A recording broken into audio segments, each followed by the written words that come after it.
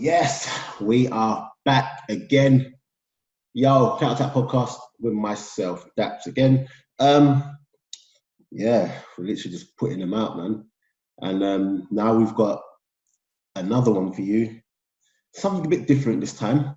We've got someone who currently, plays out in Ireland. And we're just going to talk to him and just get to know more about his journey and how he got there. His name's Will Seymore. He's a midfielder and he plays for Sligo Rovers. So, I'm just going to bring him in and, just see how it goes. Yes, we're live. What's going on? What's good, bro? Nothing, man. Thanks for doing this, man. Yeah, no problem. I appreciate it, man. Anything to talk football, Yeah, I just thought, let me reach out to you and try and get you on.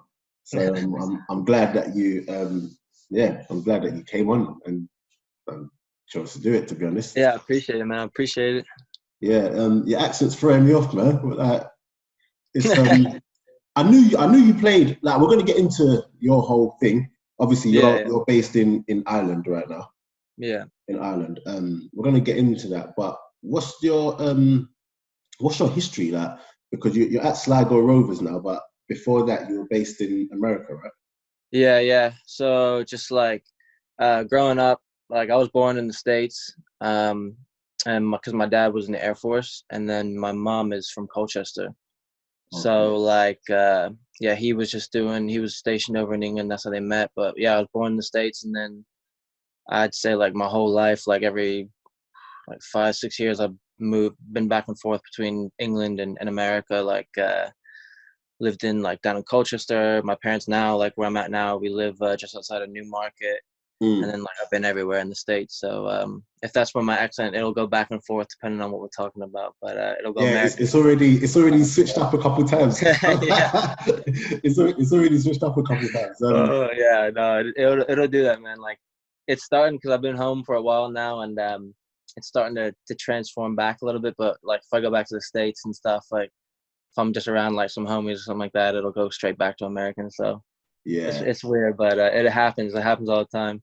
Yeah, it's a mad one because you started like off at Soham Town.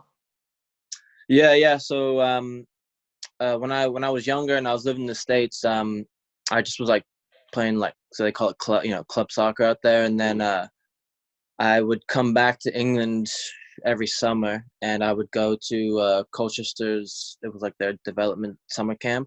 Oh, okay. And then they offered me, like I went on trial there. They offered a trial at Colchester, and I was there for a few months, and then it didn't work out. And then me and my parents ended up moving back to the States because I think my dad, he took a job out here. And then before Soham, I was at Cambridge United's academy for probably about a year or so, and then obviously I got let go there, and then I kind of was 16, 17 playing first team football at Soham. So it was weird. I've been all over the place really. Did my some youth soccer in the States and then some here kind of thing. So yeah, and it's growing up, obviously a lot of people go down the route of American football, which isn't real football, obviously. Yeah. But, it's crazy, man, because it's like like my dad, he played it growing up. So like, him being American, like he wanted me to do all these other sports. So I did like a lot of track and field and stuff growing up. Played basketball a little bit, but played American football a little bit. It's just one of those things like in the States, it's like football here, whereas like all the kids here play football, but in the States, all the athletes and the guys that are good at stuff play basketball and football kind of thing. So like I'm not a small guy, but I was playing against kids that were like bigger than me, and I just wasn't into it. And I've always been like, I grew up around soccer, and my mom's English, and I've been to all kinds of different levels of games and stuff. So just kind of grew up doing that. Really, I never really had a passion for the other sports. Yeah, what team do you actually support though? Man United. Why Man United? What made you support United? My mom's whole family, like cousins, uncles, like they're all season ticket holders at United. Like I've been to so many United games. So I didn't really have a choice really, and my mom kind of raised me like that. But yeah, I just grew up watching them play, and since I was a youngin', so I was just like never really cared for any other team really. Yeah, okay, fair enough. Obviously you went to Portland Timbers, I think that is. I'm seeing it. I've got your stuff up. Yeah. I was there for like it's called PDL. It's kind of like it's like the team you play for before you leave college and get drafted, kind of thing. Mm. Yeah. And what was it that made you like eventually? Because obviously you bounced around and went to a couple of teams, but what was it that made you actually take the opportunity to go and play in Ireland? And what's the football like in Ireland?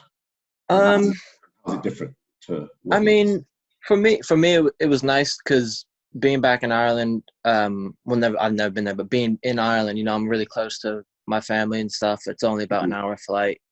Yeah.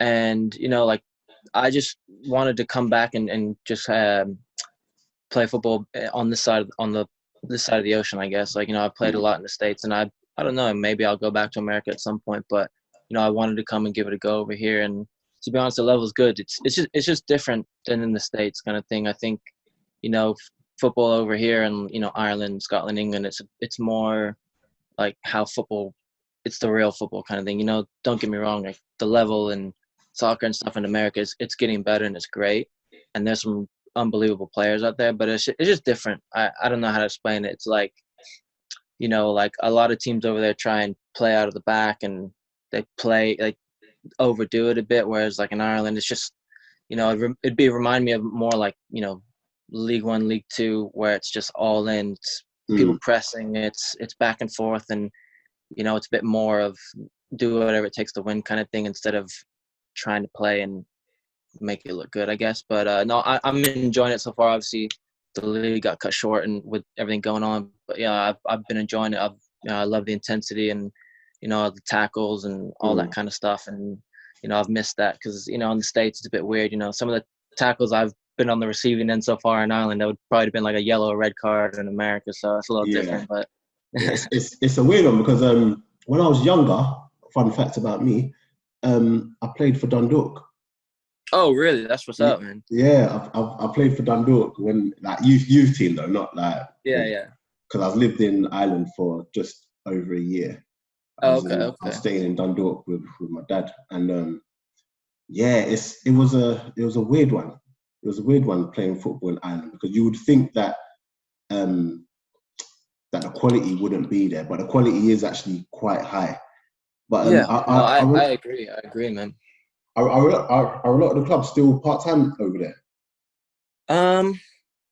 I think all of them, or most of them in like the Premier Division, are all full time. You know, I think it's I'm not sure. Like, you know, obviously I'm new to Ireland, but just from what I've heard, I think maybe a couple of the teams, you know, like, you know, I say at the bottom, obviously we haven't had the best start, but like teams that got promoted from last year, I think might be part time. But most of the teams, if not all of them, are full time, and, you know, the level is great. I mean, I think it's just the players, a lot of smart players, a lot of players that, you know the game and are really kind of wily, like tricky kind of players, and, you know, that's tough to play against. You know, especially when it's guys that are, you know, the movement is good, and, you know, there are a lot of technical players. But yeah, no, it's good, man. Like, I've been enjoying it, and like the banter is way different than it is in the States, kind of thing, which is fun. So I'm telling you, man, it's different. It's different. It's different. Better. What's your team like, Sligo like? What's the current crop of players like over there? That's good, man. It's a younger team. Like, you know, I think it's probably me and a few other guys are the older guys on the team, but it's, you know, it's all between, you know, like I think like 19 to 28 is probably the end range. But it's a good, everyone's really tight with each other. Like, you know, everyone's been talking obviously through the group chat, like, while this has been all going on, and the banter's great, and I think everyone's pretty close, and it's good because it helps on the field too. You know, guys, I think when you're really close with everyone, and the team chemistry is good, and it helps on the field because, you know, if you can challenge a teammate and tell them, you know, oh, you got to do better, but they know because you're so close. It's not personal, you know, it's just on the field kind of thing. So I think it's good. Like, the chemistry is great, and, you know, we haven't had the best start to the season, but, you know, it was only 4 games in, and the way we were playing against some of the better teams was, you know, it was really promising and stuff. So I think from us, it's a bit disappointing that it's, you know, obviously we're on the break right now, because I think we were starting to get into a good, you know, good playing style and good rhythm. But yeah, no, it's good, man. I think How long does the season run over there?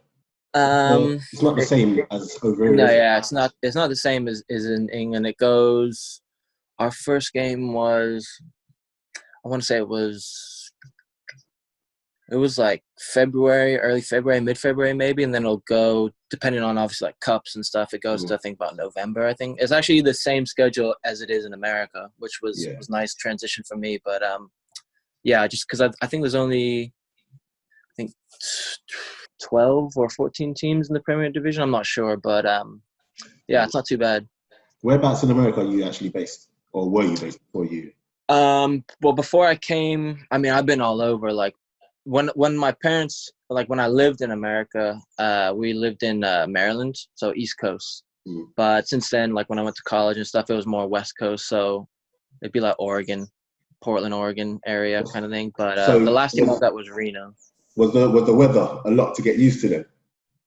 In Ireland or in Ireland? In Ireland, yeah. Oh my God, bro! Like, let me tell you, like I thought I had seen bad weather before, but like the weather in Sligo, I think it's just because Sligo's right on the coast, but it's like some of the craziest weather I've ever been a part of. Like we'll go out for training, it'll be sunny. Oh man, like nice day, man. Like, and you get in the locker room and you start changing, and then you open the door and it'll be black and Yeah. hailing outside, and you're like, Yeah. bro, what is going on? Like, and it'll change every 10 minutes, bro. I never seen anything like it. But yeah, the weather. It took me a while to get used to, like, but yeah, no, it's not too bad, bro. But the hail, that's what I had to get used to. It's just like it was Yeah, crazy. I remember those days. Like the weather over there is no joke, man. Like I never experienced cold until I was there. And Bro, London gets cold, but that cold. I'm telling you, bro, like, because I was in Reno before and it would snow, you know what I'm saying? But oh man, like it's cold. But then, like in Ireland, it was like you could have 8 layers on, and you step outside and you're like, God, I'm cold already. It's done. It's over. Oh no, that's crazy. But for Sligo, so I mean, how many games of the season have been played? Just one. No, it was. I think we played. It's 3 or 4. Okay, cool. So Yeah. what were their like hopes or ambitions for the season when you signed for the club and they laid out the plans for the season? Was it a thing of challenging, staying up? What were the hopes? Well, I mean, like coming in, you know, like obviously when I knew I was coming, obviously I researched and I looked at the club, and I think they finished about mid-table last year. They had a good run, and I know that Sligo is, you know, they're a pretty historic club in Ireland and stuff. And I don't, you know, I think they were pretty successful. I actually have an old teammate in like it was like 2011 to 13. They won a lot of leagues and cups and stuff. So I think, and then they went on a dip. So I think right now it's just getting back to that. So to be honest with you, I think it's just, you know, obviously because guys like Dundalk and Shamrock Rovers, they're the big teams in Ireland. And Dundalk, but I think one of the big hitters over there. No? Yeah, I think weren't before. They won it. They won the league last year, and then Shamrock won like I the know FAI Shamrock. Yeah, Cup. Shamrock. Yeah. But like Sligo, I mean, the thing with Sligo is it's just, from since I've been there, you know, like their fan base, they expect a lot, and I think they finished mid-season last year, so I think mid-table last year, so I think, you know, obviously the fans expect a lot, but I'd say like just a little bit better each year kind of thing. So I'd you know, challenging. Obviously, everyone wants to win like all the time, and you want to win titles, but it's just one of those things you got to see really like where we go, because with the amount of teams and stuff, like, you know, you go on a run and you could be second, third, or whatever kind of thing. So I think it's game by game really, but you know, I think we had big hopes to, you know, at least top 4, top 5 kind of thing, and you know, maybe even Europe or something like that. But it's just one of those things that's, you know, it's tough to say now because with everything going on. But you know, as a player, I always want to say, you know, I want to win kind of thing. But I don't know, it's different. Have they managed to let you know when the season might come back on by any chance, or you literally still waiting? No, right now, you know, you're hearing stuff from, you know, like different the players union and the league and stuff. And right now, I think, you know, officially, I don't really know. It's just kind of the club is talking to us and, you know, keeping us in the loop. And it's just, you know, it's just kind of a waiting game, and guys are trying to stay fit and keep ticking over. But I mean, I would hope, you know, like I think for the Prem, I think didn't they say like June-ish time for the Premier League or something like that?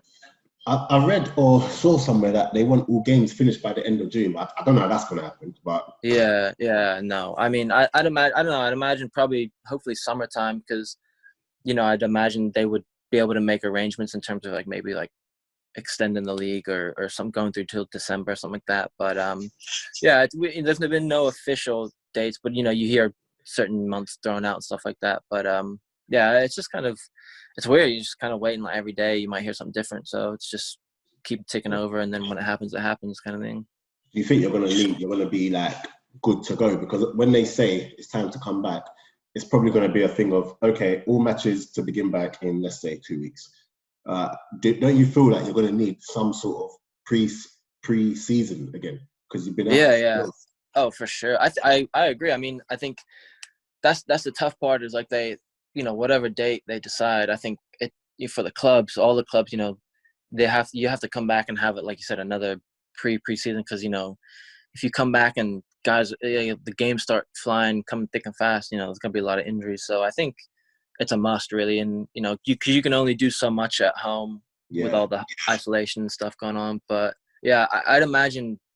I mean, that's what would happen. They'd give us like a week, 2 weeks to kind of get back into the groove and stuff like that. Because come out firing like like I said, a lot of injuries will just pop out of nowhere, kind of thing.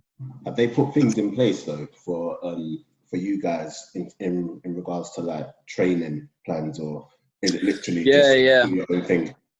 Yeah. So like usually for like us, I'd imagine every club has some sort of system, but every week we get like a fitness plan for the week, and the certain times we have to hit, and a majority of the guys on the team have either like the heart rate straps or like the watches, and you can track your stuff, and we're all on a team app, and as soon as you do your workout, it kind of logs it, sends it to the team, and they can see the distances and the times and heart rates, and obviously they send all like the limits and the times they want guys hitting. So even though it's kind of a weird time and it's like it's almost like vacation kind of thing, but it's not, because you still have to put the work in, and they'll know if you're not doing stuff and stuff like that. So it's pretty, they're doing the best in terms of everyone being at home and keeping everyone in the loop and keeping the team kind of, I guess, daily training kind of thing. But like I said, it's weird. Just no one really knows what's going on kind of thing. So it's new for everybody, I guess.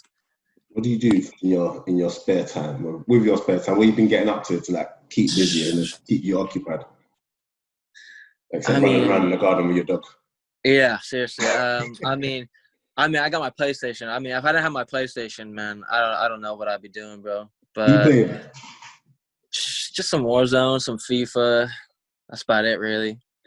But I mean, I read. I'm gonna get you on that FIFA. I'm gonna start playing some of our guests. Bro, you know what's tough is I'm not gonna talk big right now because everybody else is at home, so the level is higher because everybody's playing. Here we go. You know what I'm saying? Like, I'm gonna stay quiet. I'm gonna stay humble, but like the level is high right now because everyone's putting in the hours. Usually people might be training or whatever, but everyone's playing FIFA right now. But do you play any other like sports? So obviously you like football, but do you actually watch American football as well and basketball? Yeah. Like I follow like basketball and American football. I'm not a big baseball guy, but like the NFL and the NBA, like college basketball, like I'll follow, and like I like basketball too. Like I play recreationally and stuff. But those two sports. Baseball. What team do you follow? Baseball. I mean, not baseball. Basketball. Basketball. I'm a Blazers fan, Trailblazers, just because I lived in the Portland area. Like I like a lot of their players. Like they got a player on their team, Damian Lillard, and I know he's nice with it. He's nice with the rapping as well. He's the guy, bro. Like he's just he's ice cold, man. Like, and he's just a really nice, humble guy and stuff. But I'm just a Blazers fan, and NFL. He's too good for your team, though. Yeah, but he's got that loyalty, bro. Like I don't think he's ever gonna leave. To be honest with you, like he's just like he's like Gerard. He's never gonna leave. Even if Blazers never win anything, he's never gonna leave. Like he's just that organization like loves him so much. So plus he's got a big contract. Oh yeah, I mean obviously that because he's gonna be getting a max deal every year. But yeah, no, I mean that's the thing is that he's one of the best players in the NBA, but he'll always get kind of like brushed over because he's at the Blazers. You know, like Mm. if he went to like a Lakers or something like that, like he would be in the conversation for, you know. But I don't know. I think he feeds off that. Like that's his like mentality. He's always like every year he gets snubbed for like the All-Stars or something like that, and he's like, yeah, that's fine, that's okay, kind of thing. Okay, so back to football. I know a lot of our listeners or viewers be watching this thinking, why are we talking about basketball? But back to you. In terms of your personal aspirations, like for this season and then moving forward, we're going to get onto, what are they? So, you know, do you want to score? You don't really score many goals, do you? Sorry to say. No, I do not score goals. That's not me. Are you at the stage now where you're like, you know what, that's just my game, I'm just not going to score goals? You know, I'm at that stage, you know, like at some point, Michael Carrick and John Obi Mikel were like, I don't score goals. That's me right now. I'm just like, no, that's not me. Yeah. Do you know what's mad? Before, like, Mikel used to be an attacking player. It's so crazy. I did not know that. Yeah, and even when he plays for Nigeria, he plays in more of an attacking, but plays for Chelsea, and it's a different story. That's okay, you know. That's okay. I mean, it's like it's the same. I mean, I feel like every player like that plays in like a deeper position at one point was like, because I was a striker when I was younger, like, you know, score goals for fun, and I think, you know, you just move back and you find your range and stuff. But like that's okay with me. Like I don't need to score goals. You know, I'm okay just, you know, passing, not losing the ball. And, you know, yeah, exactly. You know, like that's fine. You know, like I had a friend, an old player I used to play with, and he turned into a coach. This guy Pamadou Ka, he's Gambian, and he had a pretty good career. And he always used to tell me, because he played center back, and he's like, you know, when you play in there as a 6, you're the bank. You know, you're not flashy. You just keep the money safe. You know, you never hear of a world star banker, but you know the bank is one of the most important people. So I've always think about that when I play. But no, goals, that's okay. If I get a goal, then that'll be the best day of my life, to be honest with you. Yeah, but what are your goals for the season and move? How long have you signed for? How long have you signed for with It's just a year for now, and then I mean, you know, I'm depends on what the club wants to do at the end of the year, kind of thing. So it's kind of year by year. But I mean, for me, like I would say like my goals probably coincide with, you know, the team's goals. Like if we do well, you know, and we overachieve, then, you know, other opportunities might, you know, teams might be looking and open up. Oh, like, you know, they'll take a closer look. Whereas if we don't do that well, then they might, you know, they might not look at the team, because if I'm not scoring goals, then they're going to be like, okay, well, what did he do well if they lost every game or whatever? But I mean, like for me personally, I just want the team to do well, and I want us to overachieve and get to a spot that people say we couldn't get to, even though I think us as a team are good enough to do it. But, you know, personally for me, I just want to be one of those players that's, you know, I have a 7 out of 10, 8 out of 10 game every week kind of thing. You know, I just want to be consistent, and, you know, people look back and be like, man, like I never lost the ball, or, you know, he's unbelievable on the ball and passing range and stuff like that. So, yeah, I'm not asking for a lot kind of thing, you know? Yeah. Growing up, what players like did you look up to, or who did you really look at and think, you know what, I'm gonna model my game on this player or whatnot? I would say, I mean, if you ask a lot of my friends who know me, you know, like probably the two would be like Scholesy and Roy Keane, because and I think as I got older and I understood the game more, and it would probably be like Michael Carrick, you know, like I think he's just unreal, you know. I think he is a very underrated player. Just, you know, some of the stuff that he does, you know, it's like you would never look back and, you know, you'd never have a highlight tape of Michael Carrick, but when you watch him play, just some of the passes he plays and the forward passes that, you know, threading 4 or 5 different people, and then it's into a striker and he can turn and run. And I think he's one of those players too that, like, defensively, I think his defensive skills are underrated, because he never was a big tackler, but he just read the game. You know, he'd pick a pass off, or he'd intercept the ball, or he'd cut off a passing lane kind of thing. But, you know, Scholesy and Roy Keane, obviously growing up watching them, you know, with the treble and, you know, basically being the engine in United's midfield. You know, I just like Roy Keane because, you know, his just intensity and stuff like that. But definitely Michael Carrick, I think I would say I try to play like him as much as possible. You know, just keep it simple, really. Yeah, now Carrick is one where for years, like before he stopped playing, I used to put him in my top 5, and Oh yeah. And people would never ever like. They'd always be like, "But why? Why Carrick?" Well, people that know football understood why I put. Yeah. I think that's always the conversation. Yeah. But like a lot of people who don't really watch football like that, they used to be like, "But why Carrick?" And it's not something like if you watch the game, you'll know instantly why I put Carrick there. But you can't. I couldn't give you stats. I couldn't give you stats to back up what he does. Do you get what I mean? And he's definitely someone that was, for me, very underrated in everything that he did. Oh yeah, for sure. 100%. And Scholesy was just different. He's just different. I mean, it's just like with Carrick, like it's like what you said. I think, like you said, people that know the game, they're like, oh yeah, what a player. And I think one of the things that Michael Carrick did that I try and do is that, it's funny because like my dad every week's like, when are you gonna score a goal, man? He's been saying this for like 12 years. When are you gonna score a goal? Like, that's not my game, But like, I think Michael Carrick, what he did was, even if he wasn't the one making the pass, or like his positioning allowed everyone else to do their thing. Like, if he sat back, it allowed everyone else to get forward because they lost the ball. Michael Carrick's gonna be there and he's gonna recycle it and he's gonna get another attack going, kind of thing. So. Yeah, I mean, it's like you said, if you know football, and it's almost like with Busquets too, like same thing. It's just doesn't move out the center circle kind of thing. Like Busquets is just different. I put up a video a couple weeks back on Busquets. I put it up on the Instagram, and honestly, he's unreal. He's different. He's a joke, man.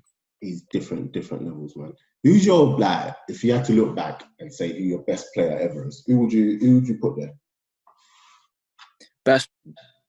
Best player ever? What you mean, like my favorite player, or just your favorite, and who is actually the best? Because people's favorite is never the best. My favorite is Dennis Bergkamp, but he's not the best player ever. My favorite. Well, it's weird. I would say for me, like the best ever, I'd say Scholesy, just because he's played in every midfield position and he was just unreal in all of them. Just like some of his techers, like just the way he pings a ball is just like, I don't know, man. It's so nice to watch him just hit a ball. But I mean, the best ever for me, I say Ronaldo. And I'm gonna get a lot of people on my Instagram saying which one? The Cristiano Ronaldo. Okay, cool. I mean, I'm not mad at that.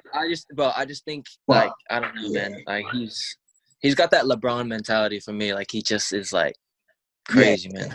Yeah, no, I'm not mad at that because it's Ronaldo. But for me, I'll always put R9 above him because R9 was just. Like that's like before me a little bit. Like obviously, like I'd seen him play when he was at Madrid and stuff, and like I don't know. I guess just growing up, like I just like watched a lot of Ronaldo, and like it's in terms of just like what he'd done. But like obviously, like R9, like I used to wear his boots, so I was a fan of him. But yeah, R9. I mean, if he could have stayed healthy and fit, then. But yeah, no. For me, of this current crop. I'm a Ronaldo man. I think Messi is the better player, but Ronaldo for me will just always go down as like the greater one out of them two because his mentality is just different. Like both of them, it's not even a case of putting them against each other. Like both of them are just unreal, but Ronaldo's mentality and his desire to win big games and to be the best. Like you said, it's that LeBron mentality. So I can't fault you for that. It's ridiculous. I agree, man. Like Messi, like you said, like Messi, like some of the, like he's just like he is someone who was born to play football. Like he is just naturally like he could have been like you could have picked him off the street, and if he never played soccer and he have a soccer ball at his feet, he'd be unreal. Like he'd be just that's what he was born. But like you said, Ronaldo, he's just cold, bro. Like he just like I always think of all the games where he just stepped up, and it's like because people talk about like, oh, that Madrid team he was in was unreal, but like when he left, they've been crap. Like you know what I mean? Yeah, no, 100%. I definitely agree with you. But what was I going to say to you?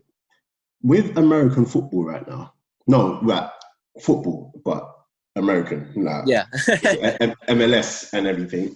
Have you noticed like a change in regards to, the way footballers from America are perceived, the way the league's perceived, and just the overall quality? Have you seen a change, or to you has it stayed the same kind of thing?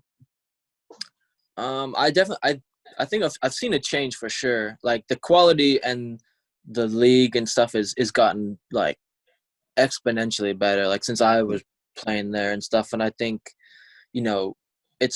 it's tough obviously because the MLS, it's obviously it's America.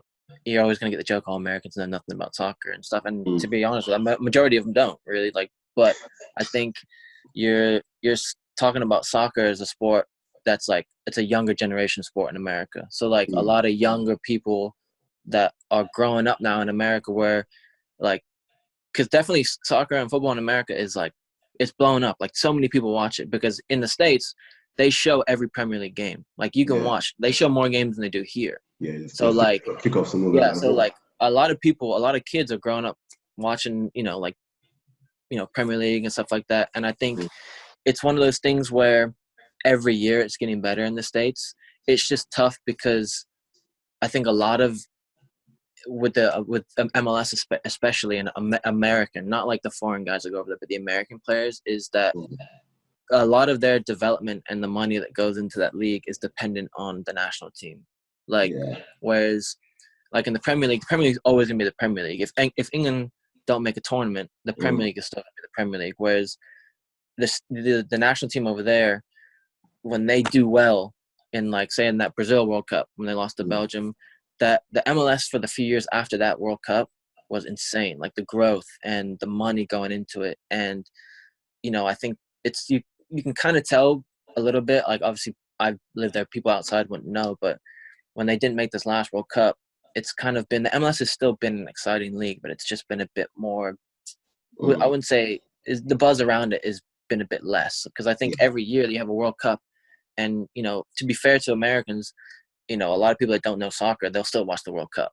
So like they get a bit more buzz about it. And like, especially if America does well, then more people watch it, younger kids watch it and they play soccer kind of thing. But I definitely think the league is growing and it's only going up. And I think there's a few things they need to change or trying to gear towards and change for the better of the league. But I think, some of the talent in the MLS and, young American players and, even like young foreign players going to the MLS, like it's crazy. Like it's good. I just think the style is different. What sort of things do you think they need to like change though? I mean, I think they obviously need to raise like because obviously, so how the league works in the States is the MLS owns the league.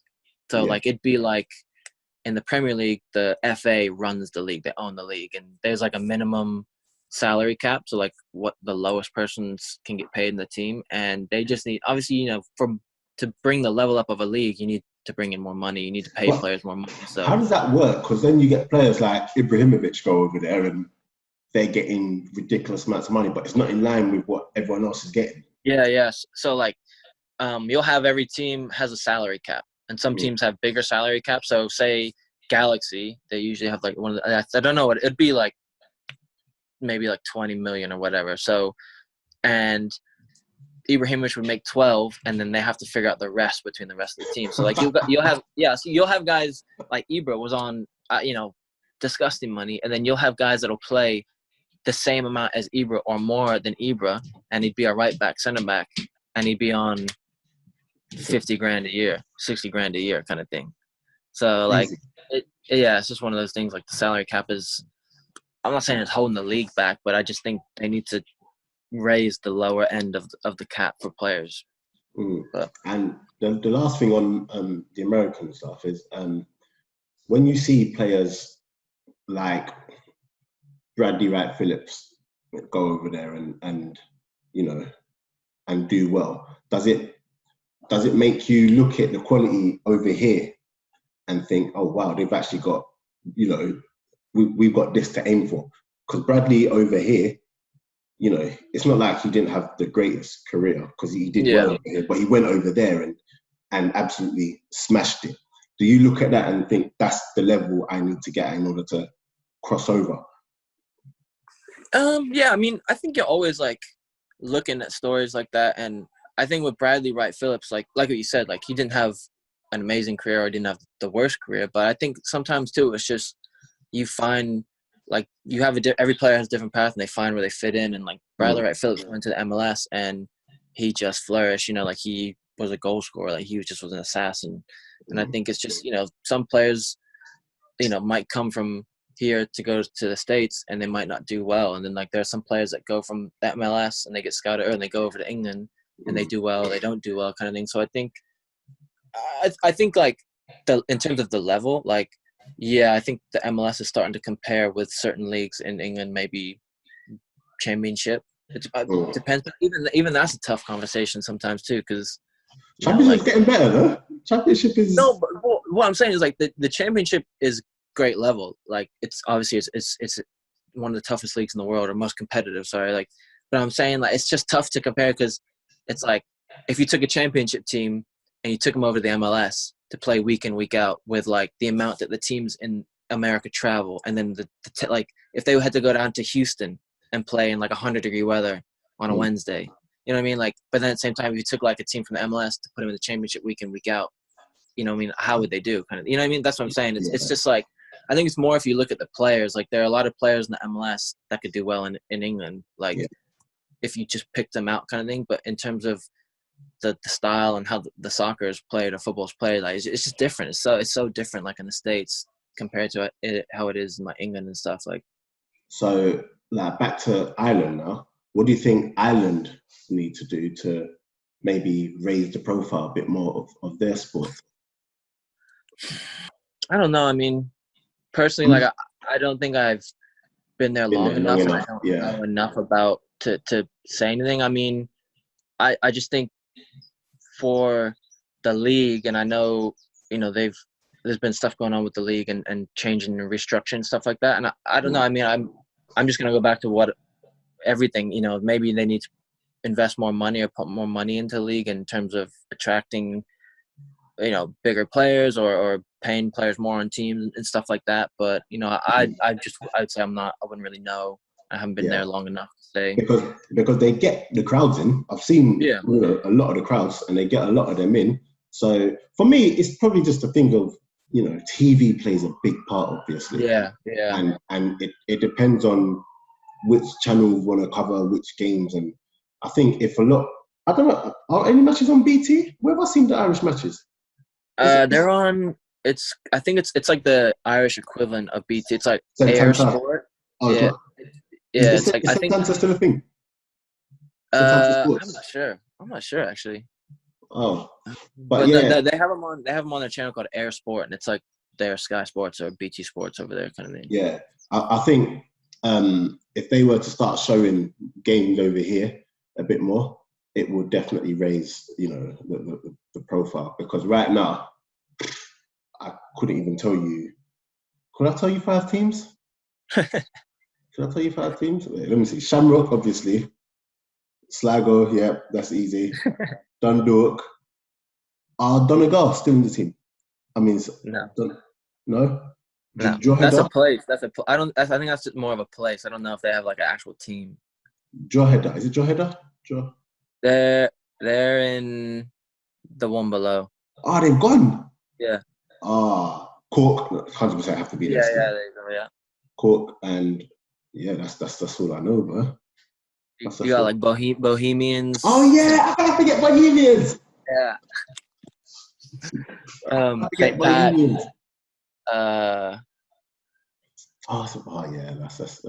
That's true. There's a good couple teams. No, I agree with you though. Like obviously, like it's just exposure, really. Like like streaming the games on something or showing them and stuff like that. And it was that. To be fair, that's what was good about the USL and the MLS in America is that they stream a lot of the games, even if not on TV. You can find them on YouTube or ESPN Plus and stuff like that. So, but no, I agree with you. Definitely exposure would just bring more eyes to it, kind of thing. So, before we wrap this up, are there any players who, obviously you ain't been there that long, but is there like a standout player in that league? You know, like in the Premier League, you know, you might get the Harry Kanes and the Bamiyangs and blah blah blah.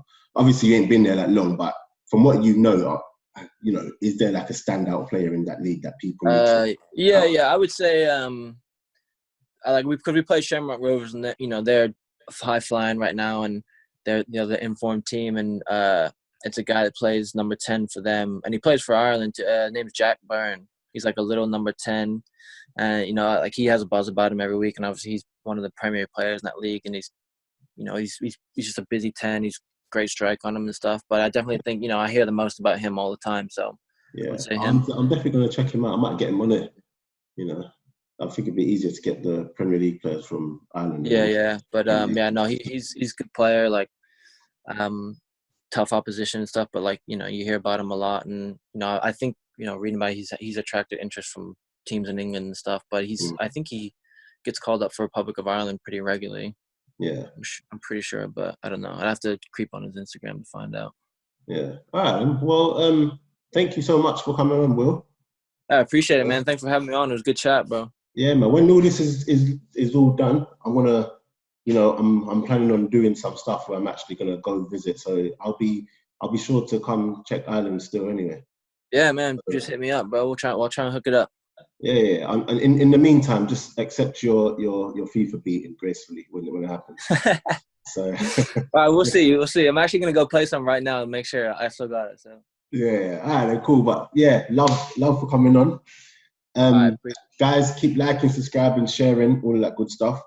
We're just gonna, during this lockdown, it's not easy, but we're just gonna keep them coming, man. So I hope you've enjoyed this, Will. Yeah, it was good, man. I hope you enjoy the content that we put out. We try to put as much, content with substance as possible. So just gonna keep going, man. So I appreciate it, man. Bless. Stay safe out there, bro. All right, and you too, man. All right, appreciate it. All right, see you, man.